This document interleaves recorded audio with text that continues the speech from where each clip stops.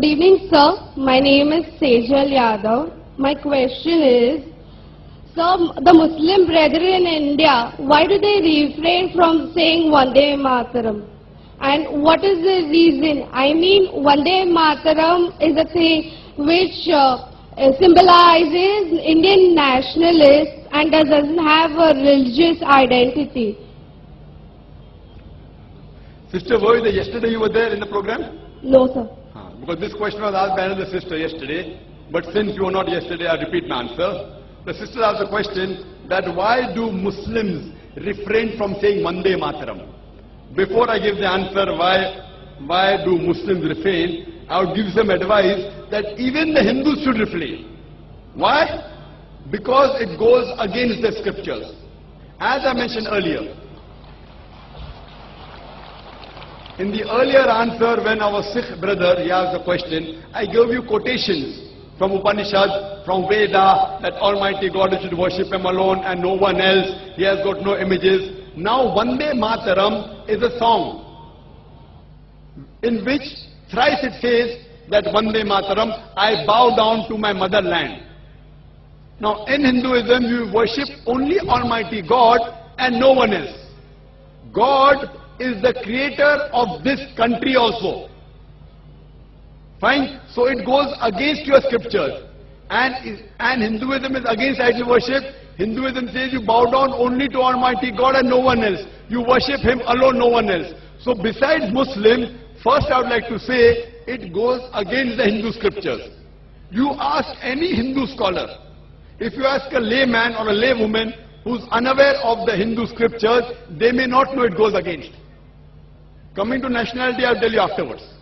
As far as Muslims are concerned, again this verse, Vande Mataram, it goes even against the Qur'an.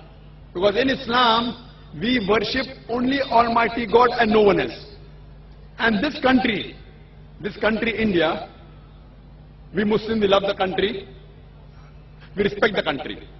We follow the laws of the country. As long as the law of the country do not go against the law of the Creator Almighty God, we have no objection in following any law of any country. But if the law of the country contradicts against the law of Almighty God, then we don't follow.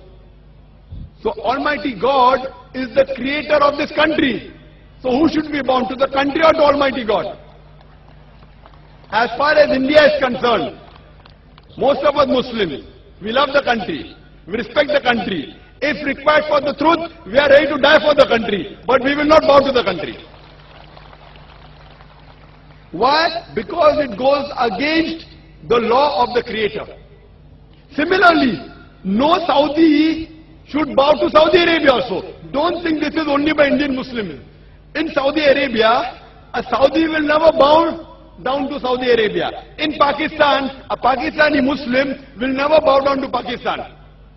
It is not a special law for India because Saudi Arabia is not superior than Allah subhanahu wa ta'ala. Pakistan, the name may be Pak, but it is not superior to Allah subhanahu wa ta'ala. So this law is the same. And the concept is that we too love the country. But if it contradicts, for example, in Islam, we consider after Allah and the Messenger, in this world, the person who we respect maximum is our mother.